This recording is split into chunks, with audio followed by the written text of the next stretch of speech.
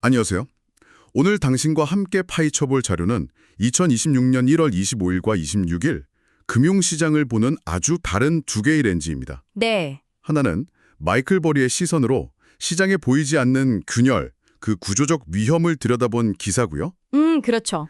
다른 하나는 AI의 심장, 엔비디아 CEO 젠슨 황이 던진 그 정체를 알 수 없는 경고에 대한 헤드라인입니다. 이 두 개 조합이 정말 흥미롭습니다. 오늘의 미션은 이겁니다.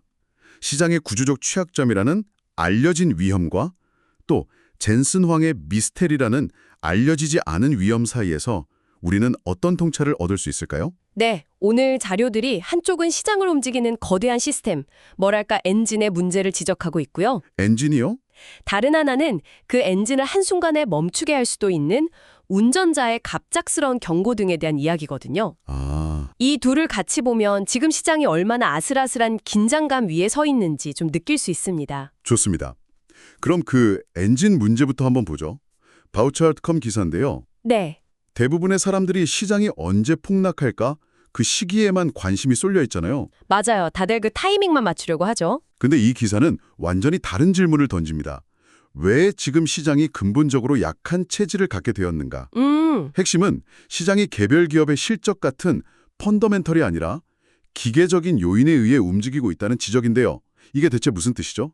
바로 그 기계적 요인이 오늘 이야기의 첫 번째 열쇠입니다. 네, 쉽게 말해서 묻지마 투자 자금의 흐름을 뜻해요. 묻지마 투자요? 예를 들어 수많은 사람들이 월급날마다 S&P 500 인덱스 펀드에 돈을 넣잖아요. 그렇죠. 저도 그렇게 하고 있고요. 그럼 그 돈은 펀드 매니저의 판단과 상관없이 기계처럼 S&P 500 지수에 포함된 500개 기업 주식을 골고루 사들이는 데 쓰입니다. 그 회사가 일을 잘해서가 아니라 단지 그 클럽의 멤버라는 이유만으로 돈이 자동으로 들어오는 거죠. 잠깐만요. 근데 그게 바로 대부분의 재테크 전문가들이 개인 투자자들에게 추천하는 가장 안전한 장기 투자 전략 아닌가요? 패시브 투자 말이에요? 맞습니다. 그런데 지금 그 가장 안전하다는 방식이 오히려 시장 전체에 시스템적인 위험을 만들고 있다는 건가요? 바로 그 점이 이 기사의 날카로운 지적입니다. 안전하고 분산된 투자 방식이 역설적으로 시장을 왜곡시키는 주범이 되고 있다는 거죠. 좋은 기업이든 나쁜 기업이든 가리지 않고 돈이 밀려 들어오니까요. 마치 거대한 밀물이 들어와서 멀쩡한 배와 구멍난 배를 똑같이 수면 위로 띄우는 것과 같습니다. 와, 그 구멍난배 비유가 확 와닿네요. 겉으로 보기엔 모든 배가 잘 떠 있는 것 같지만 실제로는 펀더멘털과 주가 사이의 괴리가 점점 벌어지고 있는 겁니다. 그럼 이 기사가 말하는 자본 배분의 실수라는 게 바로 그 구멍난 배에도 계속 돈이 흘러들어가는 현상을 말하는 거군요. 정확합니다. 시장이 계속 오를 때는 그 실수가 잘 보이지 않아요. 그렇죠. 다 오르니까. 상승하는 주가가 모든 결점을 덮어주니까요. 하지만 기사는 경고합니다. 네. 언젠가 유동성의 밀물이 빠져나가는 순간이 오면 어떤 배가 진짜 항해할 능력이 있고 어떤 배가 가라앉을 운명이었는지 명확히 드러날 거라고요. 주가가 오르고. 그렇죠. 반대로 어떤 회사는 정말 좋은데도 단지 기술적인 규칙 때문에 주가가 폭락할 수도 있다는 거잖아요. 이건 시스템이 좀 잘못된 거 아닌가요? 바로 그 잘못된 지점에서 기회는 온다고 기사는 말합니다. 기회요? 기계적인 매수가 시장을 왜곡시킨다면 반대로 기계적인 매도 상황을 역이용하라는 거죠. 아, 기계적인 매도? 대표적인 예가 스핀오프, 즉 기업 분할입니다. 거대 기업이 특정 사업부를 떼어내 새로운 회사로 상장시키면요. 네. 기존 모회사 주식을 담고 있던 인덱스 펀드들은 규정상 이 신생회사의 주식을 가질 수 없어서 무조건 팔아야만 합니다. 회사의 가치와는 아무 상관없이요. 아, 펀더멘털은 그대로인데 오직 펀드의 내부 규정 때문에 엄청난 매도 물량이 쏟아져 나오는 거군요. 네, 그 순간 주가는 일시적으로 본질 가치보다 훨씬 싸질 수 있죠. 시장의 거대한 흐름에 휩쓸리지 않고 이렇게 기계적인 이유로 억울하게 내던져진 기업의 가치를 알아보는 투자자에게는 절호의 기회가 될 수 있다는 겁니다. 결국 이 기사의 핵심 메시지는 이거네요.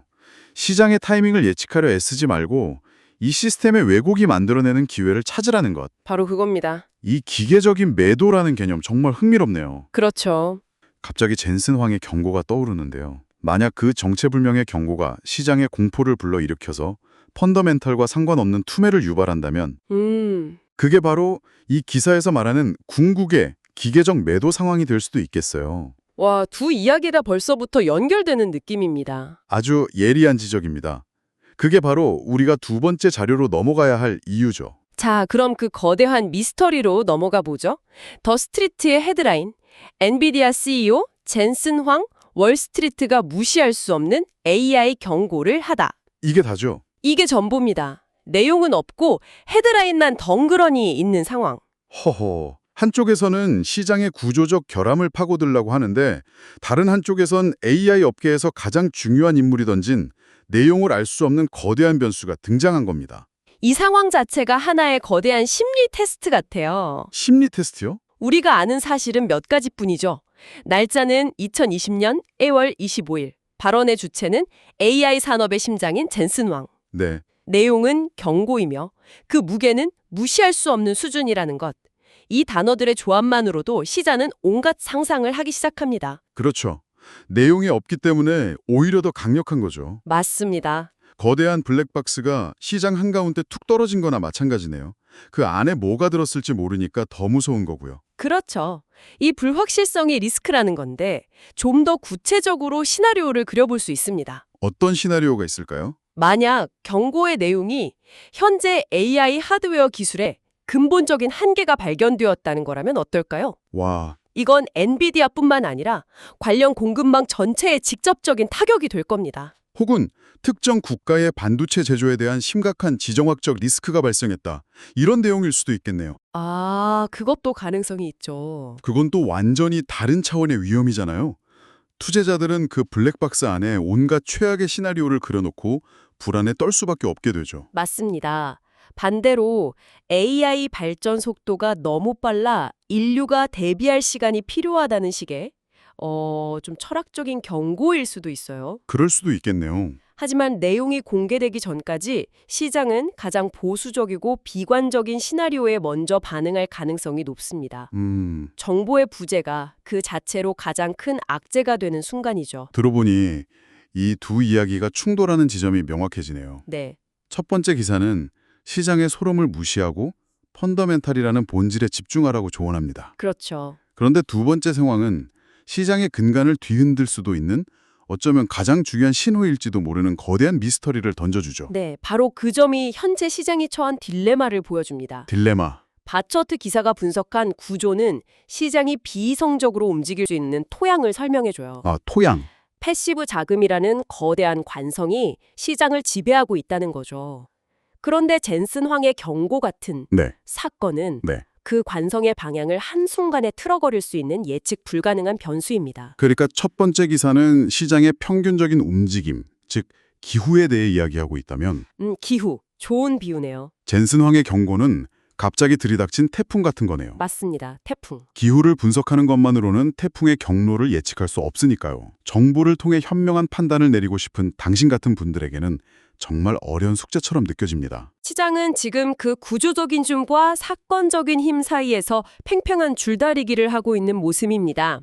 한쪽에서는 펀더멘탈과 무관하게 주가를 밀어올리는 기계적인 힘이 작용하고 다른 한쪽에서는 그 펀더멘탈 자체를 위협할 수 있는 정체불명의 경고가 등장한 거죠. 정말 흥미로운 대치 상황입니다. 자, 그럼 이 모든 것이 우리에게 무엇을 말해주고 있을까요? 네. 오늘 논의를 정리해보면 시장의 화려한 강세 뒤에는 패시브 투자라는 기계적 흐름이 만든 구조적 취약점이 숨어 있다는 것. 그렇죠. 그리고 그 불안정한 구조 위에 AI 혁명의 심장부에서 나온 내용을 알 수 없는 거대한 불확실성이 더해졌다는 걸 확인했습니다. 두 자료를 관통하는 하나의 키워드를 꼽자면 결국 신호와 소음을 가려내는 능력이 될 것 같습니다. 신호와 소음. 첫 번째 기사는 주가 상승이라는 거대한 소음 뒤에 숨겨진 자본 비효율성이라는 구조적 신호를 읽어내라고 말합니다. 시스템의 작동 방식을 이해하라는 거죠. 반면 젠슨 황의 경고는 그 자체가 거대한 소음 덩어리처럼 보이지만 그 안에 시장의 판도를 바꿀 결정적인 신호가 숨어 있을지 모른다는 딜레마를 안겨주고요. 맞습니다. 그리고 두 번째 자료는 더 중요한 교훈을 줍니다. 어떤 교훈이죠? 때로는 시장에 가장 큰 영향을 미치는 정보가 우리가 이미 가진 정보가 아니라 아직 가지지 못한 정보일 수 있다는 사실을요. 그 정보의 공백, 그 미스터리를 시장 참여자들이 각자의 상상력으로 채워나가는 과정 자체가 거대한 변동성의 원인이 된다는 걸 보여줍니다. 결국 우리는 알려진 위험의 구조를 분석하는 동시대, 알려지지 않은 위험의 파급력을 상상해야 하는 매우 어려운 위치에 서 있네요. 네, 쉽지 않은 상황이죠. 자, 오늘 논의를 바탕으로 당신이 깊이 생각해 볼 마지막 질문을 하나 던지면서 마무리하겠습니다. 네. 첫 번째 기사는 기계적인 매도가 비이성적으로 저평가된 기회를 만든다고 했습니다. 만약 젠슨 황의 경고 내용이 무엇이든 간에 그 여파로 AI 섹터 전반의 공포에 기반한 기계적인 매도, 즉 패닉셀이 일어난다면 어떨까요? 그것이 바로 첫 번째 기사에서 말한 본질 가치에 집중하는 투자자에게 찾아오는 일생일대의 기회가 될까요? 아니면 정말로 피해야 할 산업의 근본적인 패러다임이 바뀌는 위험 신호일까요? 한번 곱씹어 볼 문제입니다.